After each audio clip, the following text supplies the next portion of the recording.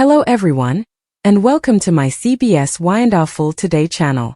I hope everyone is having a wonderful day. Before we begin, please hit the subscribe button and give this video a thumbs up. Victor SLAPS.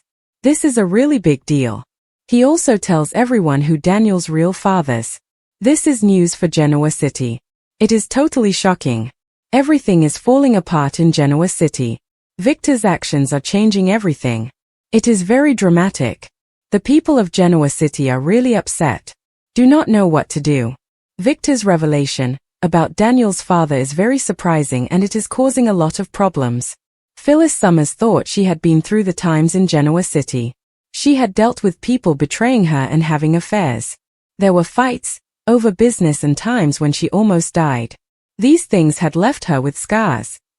Nothing could have prepared Phyllis Summers for what was going to happen at Newman Enterprises on a very quiet afternoon.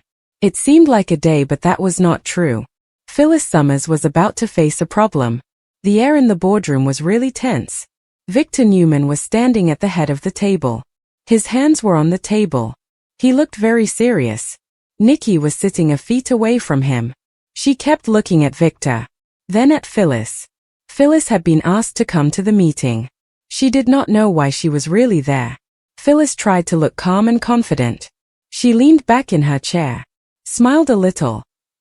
You could tell she was actually feeling anxious and unsure about what was going on with Victor Newman and the meeting. Victor Newman and the others were all waiting to see what would happen next with Phyllis and the situation. She had a feeling that something was not right. Something just did not feel okay to her. The feeling that something was wrong was really strong. Phyllis said to Victor, "You brought me here like something was going on at the company." She crossed her arms, looked at Victor. "So stop messing, Victor. What do you want from me, Victor?" Victor did not answer away. He turned around slowly, looked at her with his sharp eyes. When Victor finally said something, his voice was quiet and calm. It was also a little scary. Victor said he wants the truth. He wants the truth now. Victor wants to know what really happened with the truth. The truth is what Victor is looking for. Phyllis laughed. It was a sound, but it sounded really loud in the room. "What truth are you talking about? You have to tell me more. I lie about lots of things, the truth about lots of things, so you need to be more specific about what you want to know about the truth." That was a mistake. Victor slammed his hand on the table fast. It was so loud that it sounded like a gunshot. The sound was still echoing. Nikki flinched when she heard it. Even Phyllis stiffened up. She was really surprised by the noise that Victor made when he slammed his hand on the table. Victor said to Daniel Romalotti, and he did not sound very happy. He said it in a way. Victor was talking to Daniel Romalotti. Phyllis' smile just stopped there. "What about my son?" she said angrily. "You bring me all the way here to ask me questions about my son? That is really mean for someone like you. You are talking about my child. My son is a kid. What do you want to know about my son?" Victor stepped closer. His eyes were really blazing. He said, "Is he really?" The question just hung there like a knife waiting to cut. The question was really scary. It felt like the question was going to hurt someone. The question was like a knife just hanging in the air. Nikki rose slowly from her chair. She said to Victor, "Victor, maybe we should." "No," Victor said sharply, still looking straight at Phyllis. The woman Phyllis had a long time to get ready for this moment, decades. In fact, and Victor was not going to let her get away with anything. Phyllis' heart was beating fast. She said, "What are we getting ready for?" Victor leaned in close to her so that only she could hear what Victor was going to say next. "The day someone finally tells us who Daniel's real father is will be a deal. I mean, this is something that Daniel wants to know about Daniel's father. We are all waiting to find out the truth about Daniel's father." The room was completely quiet. There was not a sound to be heard. Everything in the room just stopped. The room went totally silent. Phyllis' face turned really pale. "That is not funny," she said. Her voice was shaking. "You do not get to change my past. You do not get to rewrite my history." Victor stood up straight, spoke loudly on purpose. "Then tell me why the DNA results I am holding in my hand do not match the DNA of Danny Romalotti. I want to know why the DNA results I have here do not match Danny Romalotti." Nikki gasped. Phyllis stood up fast. Her chair made a loud noise on the floor. You did a DNA test on my son? That was not okay. You did not have the right to do that to my son. Victor said that he has every right. He pulled out an envelope. He felt this way because the lies that were being told were a threat to the people he cares about in his family. Victor said that these lies were especially bad because they threatened his family. That is when it hit her. She felt something was going on. Then it hit her. The feeling was very strong. It hit her hard. It was like something suddenly became very clear to her and it hit her. This wasn't about Daniel.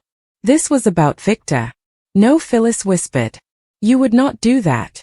Victor opened the envelope. Looked at the paper inside. He already knew what the document said.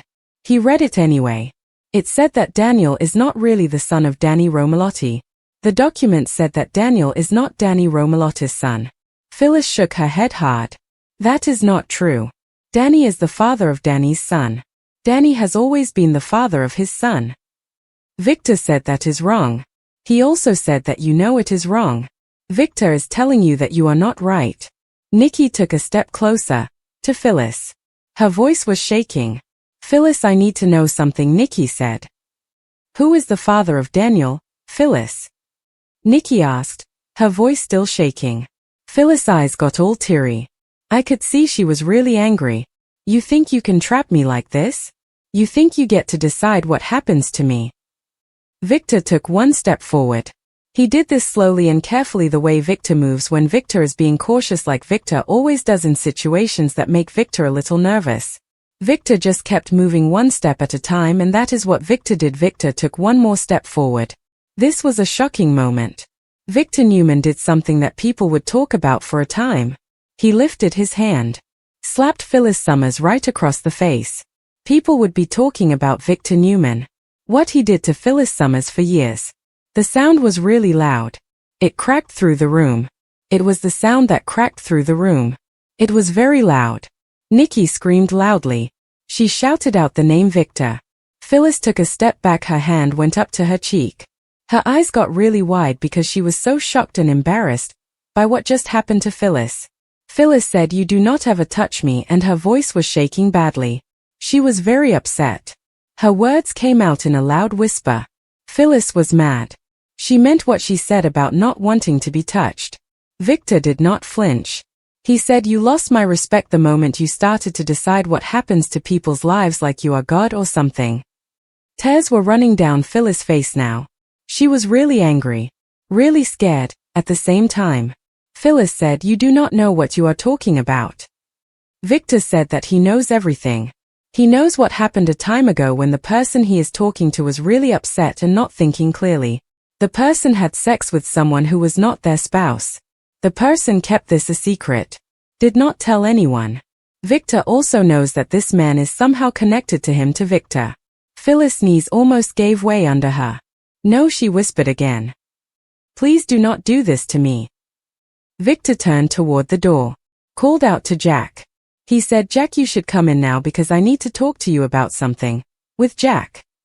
The door opened. It was the door of my house and it swung open all by itself.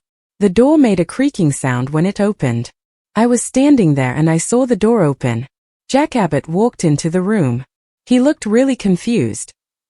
Then he saw Phyllis and her face was all tear-streaked. The room was filled with tension, you could feel it. Jack Abbott saw Phyllis and that is when he understood what was going on. Jack Abbott looked at Phyllis.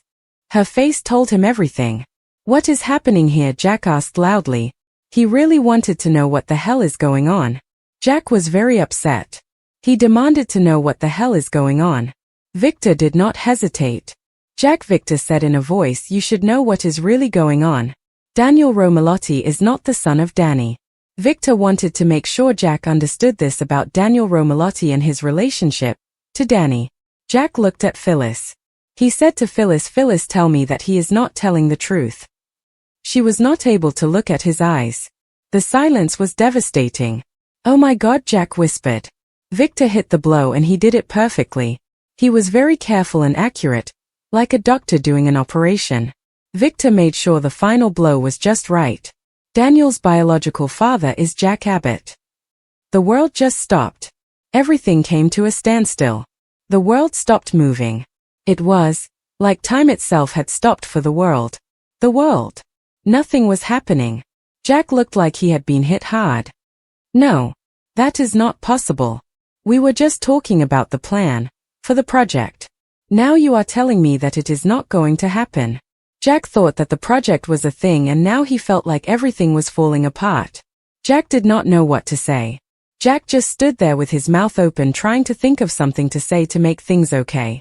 It was one night, Phyllis. She started crying. She fell into a chair. I was feeling really lonely that night, Phyllis said. I was also very angry. I did not know what to do. I did not want to think about it. Jack shook his head. His voice started to crack. He said, "You let me think that the kid was not my kid. You let Danny raise my son, Jack's son, the son that belongs to me, Jack." Phyllis said this with tears in her eyes. I was trying to protect him, she cried. The thought of him being dragged into our mess was just too much for her to handle. I did not want him to get hurt because of us, Phyllis said, her voice shaking. She just wanted to keep him safe from all the trouble that our family was going through. Victor just laughed at that. You always want to be in charge, he said. That is what you are always looking for, control over everything. That is what you want. You wanted to have the power to make all the decisions. That is what this is about, you wanting control. Nikki sat down hard. She was totally overwhelmed. Daniel, he has no idea. Phyllis looked up at me. Her eyes were all red. She had this pleading look on her face. She said, "Please do not tell him about this in such a way. Phyllis thinks that he deserves a way of finding out." Too late. The door opened again. Daniel stood frozen in the doorway. He had heard the thing. Daniel asked in a voice, "What is he supposed to be hearing?" Phyllis gasped. "Daniel," she said, and then she stopped, like she was going to say something about Daniel. He walked into the room slowly. His eyes were fixed on Victor, then they moved to Jack, to his mother. "I want to know who my father is. My father is someone I do not know well. I am trying to find out more about my father. I wish I could meet my father one day." The room was completely silent. Nobody said a word. There was total quiet. The silence was really uncomfortable. Nobody made a sound. The room remained silent. Jack finally took a step forward. He said to Daniel, "Daniel, I was going to say something to you, Daniel." Daniel laughed in an empty way. He said, "Oh my God, it is really you, is it not?" Phyllis just fell apart. She said, "I am so sorry." Daniel took a step back, his voice shaking. "My whole life," he thought, "was not what I thought it was. My identity, the person I thought I was not real." Daniel felt like everything he knew about himself was a lie.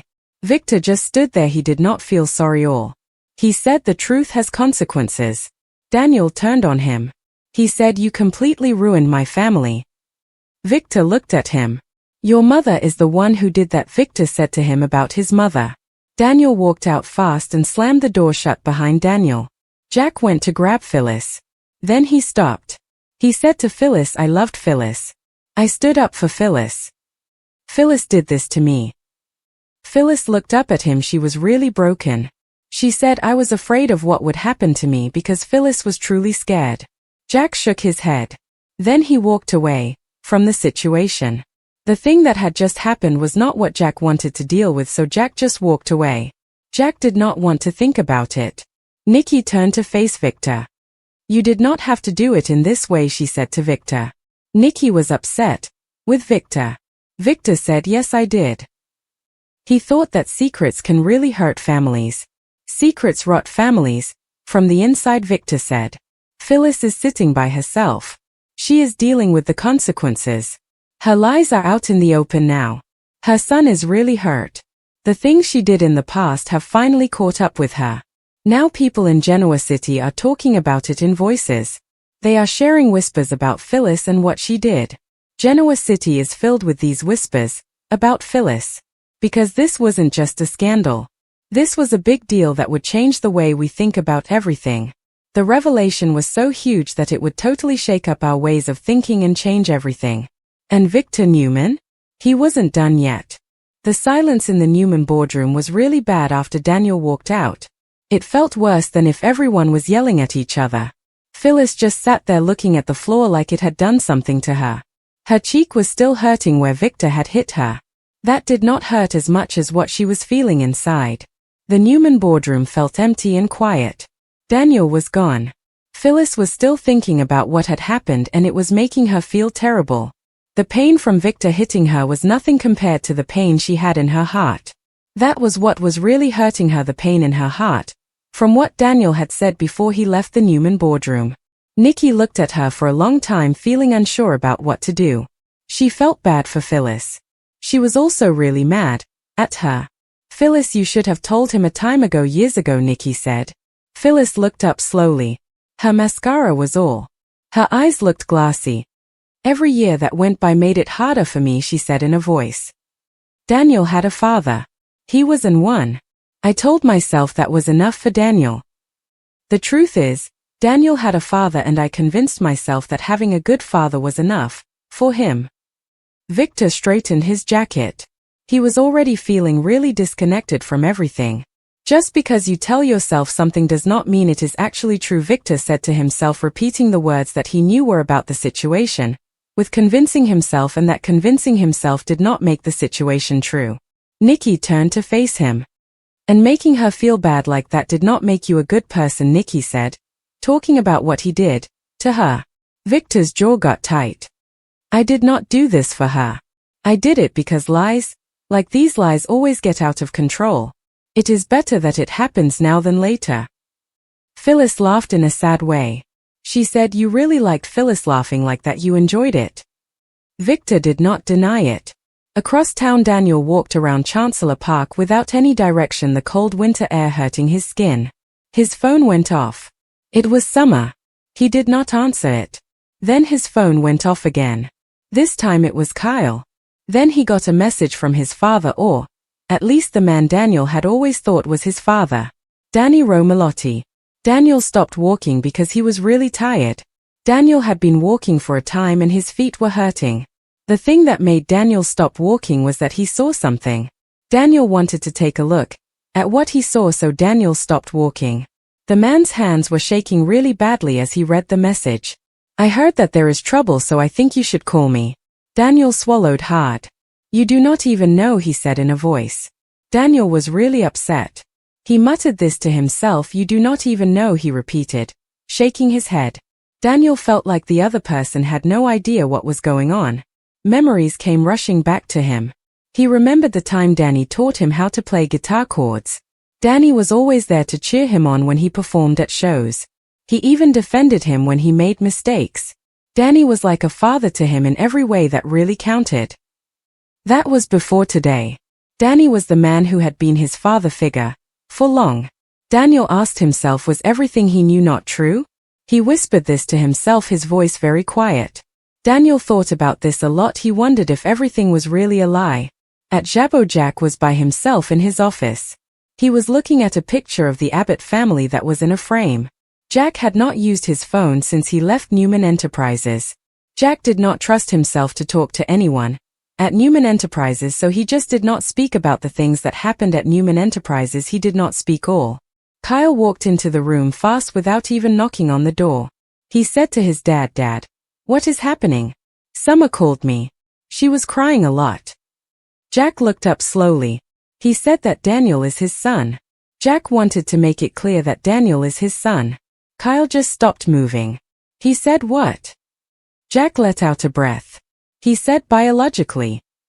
Kyle ran a hand through his hair. He said, so that means. Then he stopped talking. He was trying to figure out what it all meant. Kyle thought about it for a moment. Then he said, so that means, again, like he was trying to understand something. Yes, Jack said. Phyllis told a lot of lies. This has been going on for a long time, for decades, and Phyllis lied the whole time. Kyle walked back and forth in the room. He said, okay, I get it. This is totally crazy. Are you really sure about this? Jack nodded. He said that Victor had gotten the results of his DNA test. Kyle scoffed. Course Kyle's friend did that. Kyle's friend never misses a chance to say something that surprises people like a bomb. The thing that Kyle's friend said was really surprising, like a bomb. Jack's voice cracked. He said, "I lost a son that I never knew I had. I do not know if my son will ever forgive me. I am talking about my son, and I really hope my son can find it in his heart to forgive me." People were talking quietly to each other at Crimson Lights. The news was spreading fast like a big fire that is getting bigger and bigger. At Crimson Lights everyone was whispering about it. I was talking to my friend the day and they mentioned Phyllis. So I am wondering if you know what is going on with Phyllis. Did you hear anything about Phyllis? People are saying that Victor slapped her.